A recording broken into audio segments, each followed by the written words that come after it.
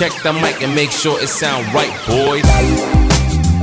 Welcome once again to Hang On Supi. I'm your host, Caleb Supi Spinner, and today we are talking with Teddy Sawyer, the defenseman for the Ottawa 67s in the Ontario Hockey League, otherwise known as the OHL. Teddy, how you doing this morning? I'm doing great this morning, Caleb. How are you doing? I'm doing fantastic. Can't complain, right?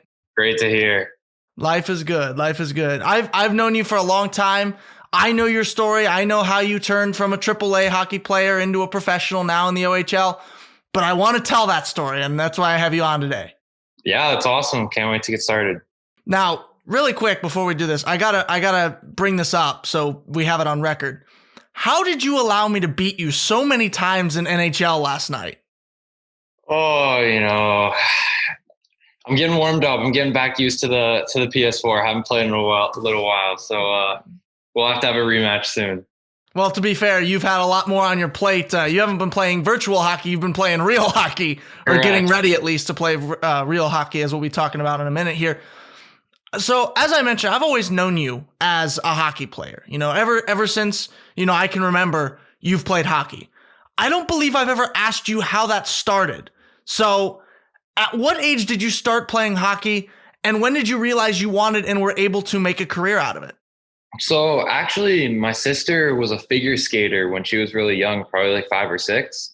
And when I was probably 3 or 4 years old, I was always at the rink watching her figure skate. And one of the parents in her group actually said that I should go over to the other side and play a little like Todd hockey for the little ones. And I actually ended up doing that, and I loved it. So I kept playing there. I went to my first travel team, as I would say, when I was 6. And then I would say probably I didn't know, and I wanted to make an actual career out of it until I was probably 13, 14 years old. So it took a little while, but I love it and kept with it. So it's what I'm doing.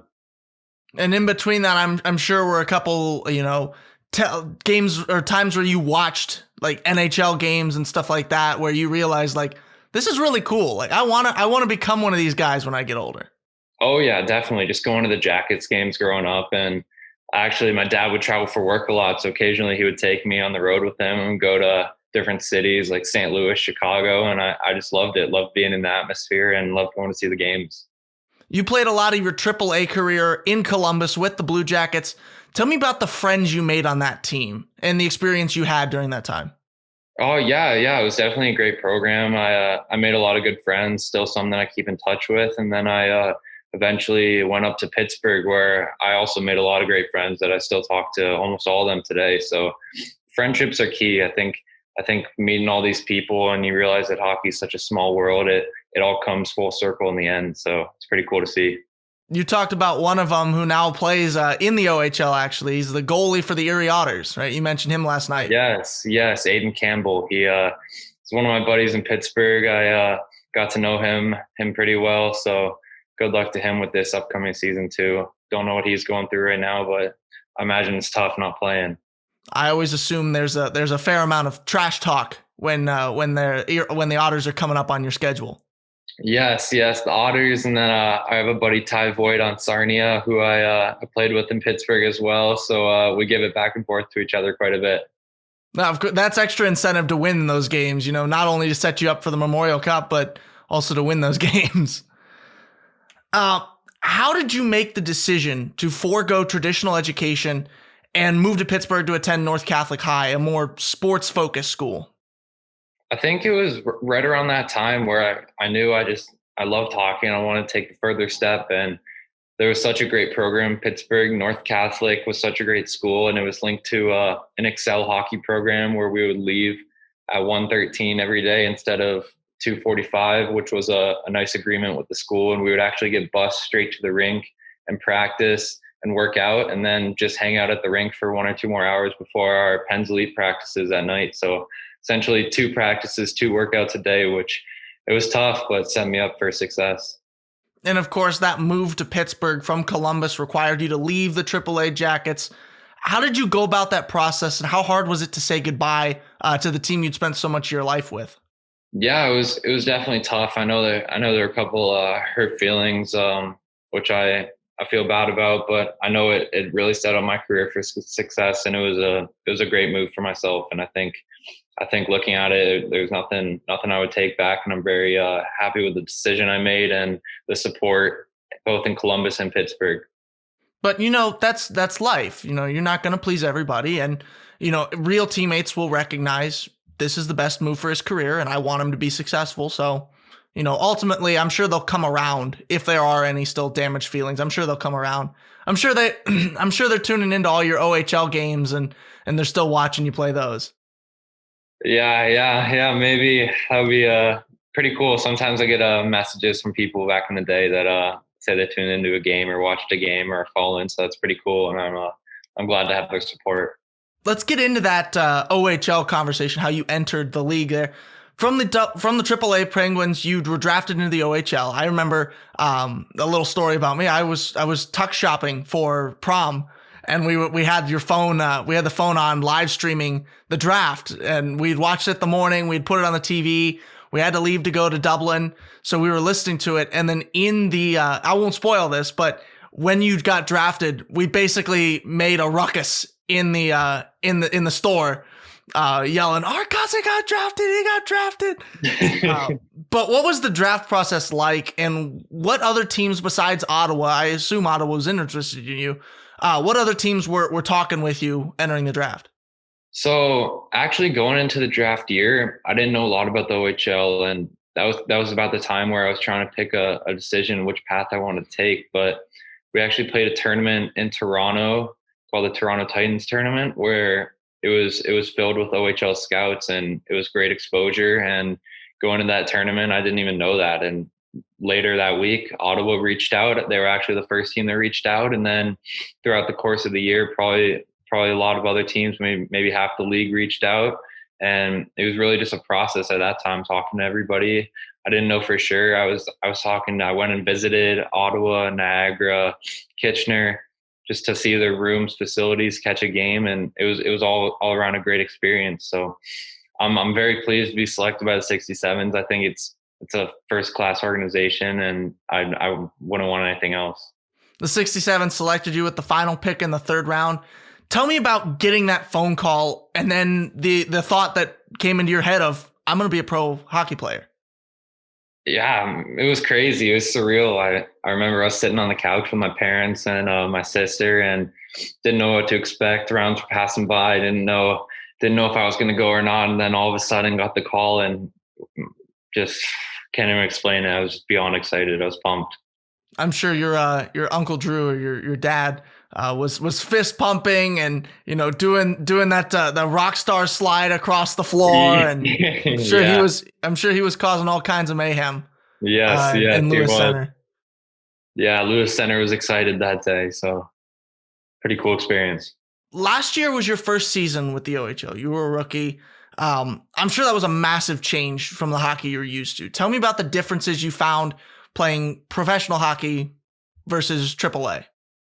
Yeah, so just going up there right away into training camp, it was a big jump. They're a lot bigger, older, faster. It's like nothing I'd ever experienced before. So I think training camp, I really got my reality check and pushed the paces, and I got used to the speed. And then all of a sudden it was preseason time already, and I was going into that, and I played preseason. I actually learned a few things. I realized you couldn't lay big open ice hits and not expect to get jumped. So I had my first fight in my second preseason game against Evan Brand, who was 6'7", and probably got the better end of it. But I know the guys respect me for it, and I think that was a key part of my year and success for gaining the respect and trust. So I know the coaching staff really liked it.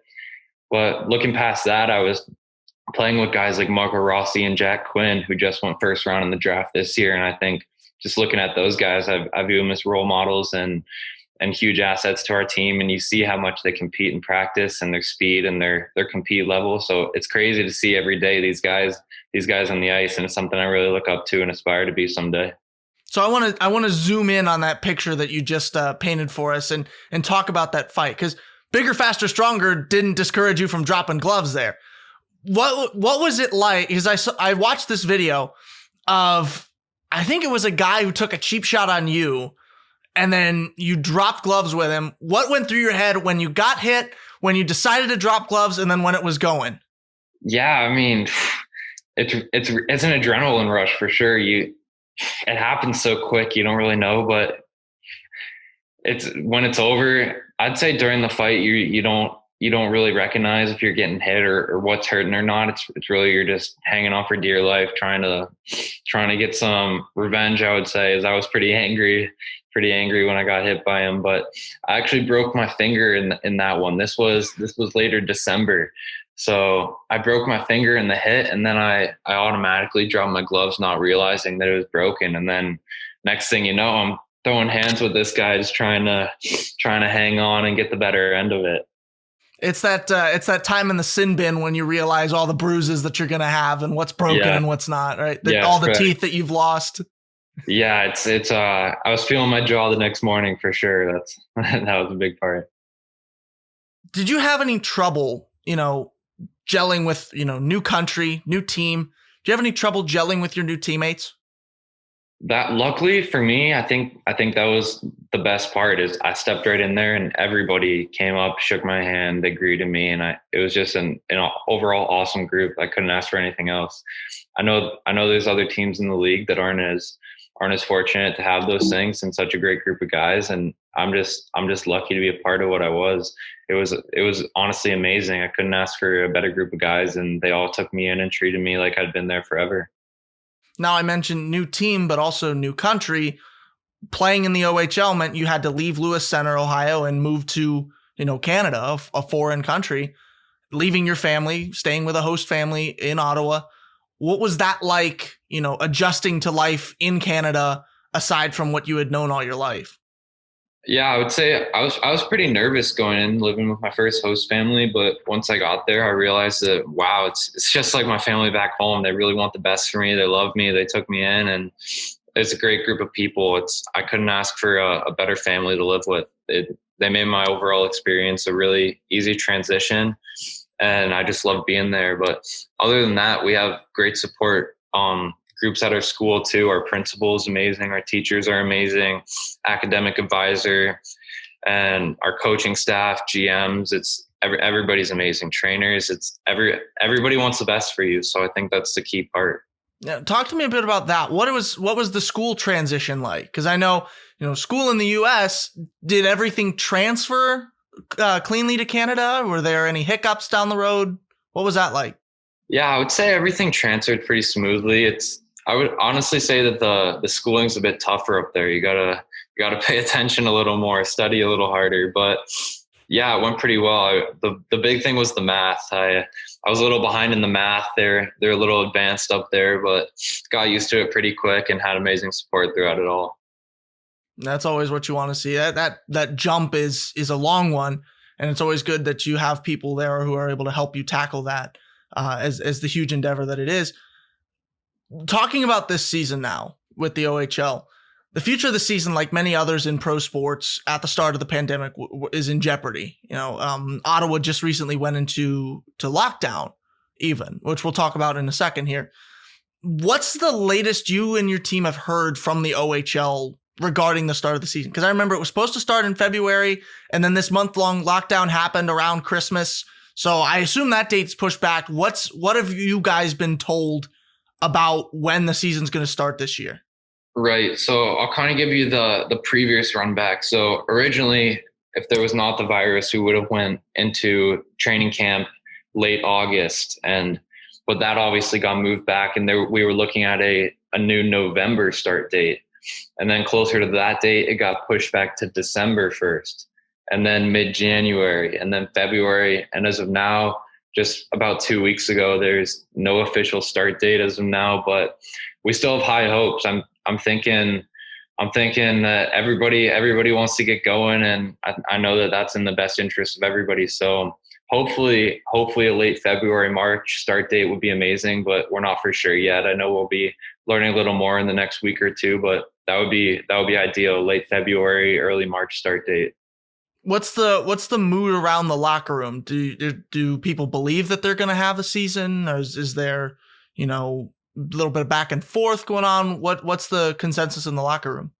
There's no negativity for sure. I think everybody looks at the positive upside and really just wants to believe that we will play. I know not playing a game in almost a year is crazy. Leaving 2 weeks into March last year, and then we're creeping up on that. So I know everybody just wants to have high hopes and get a season, and I think all we can do is believe that we will. As I mentioned just a few weeks ago around Christmas, Ottawa went down into a 1-month lockdown due to the COVID pandemic. You were able to move back home to Lewis Center, where things are open a little more in the U.S. than they are in Ottawa. Your teammates probably will not be able to work out, at least how they normally do, for a little while. You're still able to more or less go to rinks, lift at home, do your conditioning, stuff like that. What do you guys do though to stay in touch? Because part of it is working out your bodies. Part of it's also working out your chemistry. If you guys can't gel on the ice, you're going to lose no matter how good you are. So how do you guys stay in touch over this time? Exactly. So throughout the entire summer, we had 2 to 3 hour Zoom calls every Wednesday. And then we had that all until December, actually. And we actually just took a little break for the holidays, but we're back on the every Wednesday Zoom calls. And then we have our D core, which are the defensemen on our team. We have Zoom calls periodically throughout the week with our defensive coach. And everybody's great about keeping in touch. We text each other. We have our group chats. We're all messing around in there, giving it to each other. But yeah, I think we're such a tight group. I don't think we have to worry about chemistry. That's good. That's a good position to be in, that you guys are such good friends and good teammates that, chemistry just comes naturally to you guys. And of course, making the jump to the pros means appearing in games that the pros appear in. You have been in NHL 20 and now 21. Now you actually have your picture in 21. As a rookie, they don't put your picture in NHL 20. What's it like playing a game that you've played for a long time, but now seeing yourself in the game? Yeah, it was actually crazy. I remember the first time my buddy, not a non-hockey player, actually sent me a picture playing with me, and I was pretty shocked. I thought that was pretty cool. I didn't realize I was in the game at first, and then it's a pretty cool experience to say you're in a video game. But I don't play with myself too much because I'm a not so high of an overall, but what are you going to do? It's fun. It's fun to play, fun to watch. So pretty cool. Hopefully in NHL 22, the EA Sports will fix the blatant disrespect of putting Teddy Sawyer at a 50 overall. What is that? Come on. Hopefully. Maybe we're a little biased here as to what your rating should be. Maybe just a bit. I think you should be the youngest player ever to enter the 99 club, but that's just me. Oh, yeah. That's just me. Okay. That was great. Ovechkin can be the cover athlete, but he's got to be at least a couple overall lower than you. Yeah, maybe I can be in the background or something. In the background. Yeah. Hey, guess what? I was the background cover athlete. Yeah. How much clout that would bring. Next year, though, you are able to enter the NHL draft. You will become a member of the league where all of those big names play, the cover athletes like Ovechkin play. What is, what's going through your head that, you will be able to have a chance to play in the league that you've grown up watching your entire life? I think I just got to take one step at a time. And I know every day I have to do what I do to get better. I have a schedule routine, and I obviously think about that quite a bit, but I can't jump to conclusions. I can't focus on it. I just got to take one day at a time. And right now, just look at this upcoming season so far, because most importantly, we just got to have our team win, and then team success can lead to individual success. Yeah. Don't count your chickens before they hatch. I'll spin it this way. I'll use a hockey term. Don't count your teeth before the game. You might not have them all at the end of it, especially if you're playing Teddy. Drop the gloves, baby. Oh, yeah. Last thing I'll ask you here, what's next for you going forward in the OHL? Is there, a milestone you're close to reaching? Is there a goal you have for your season? What's next for you? Personally, just on the team, I just want to improve my play and hopefully earn some more ice time. I think that's the biggest thing. Just work hard, earn ice time, contribute to the team. And I think I contribute on and off the ice, I can play a bigger role in the team and just step into those roles and overall help the team win. My men's glee conductor likes to use this term, when the world rights itself, in terms of when COVID goes away. So when the world rights itself, you bet I will be up in Ottawa cheering you on. Of course, we'll be watching the games if and when the season is able to happen. We'll be live streaming them, doing whatever we need to do to watch Teddy. Teddy, thanks so much for coming on to this show. I appreciate you taking the time to talk with me and telling your story. Yeah, thank you so much for having me. That was a blast. Thanks, Sup. Make sure you're always tuning in on Fridays for Hang On Supi. The podcast releases Wednesday, and then the video version releases on YouTube and Instagram on Friday. So make sure you're checking in with that. The podcast released on ScarletandGraySportsRadio.com, the home of SGSR and Ohio State Athletics. But until then, I'm Caleb Spinner. That's the show. We're out of here.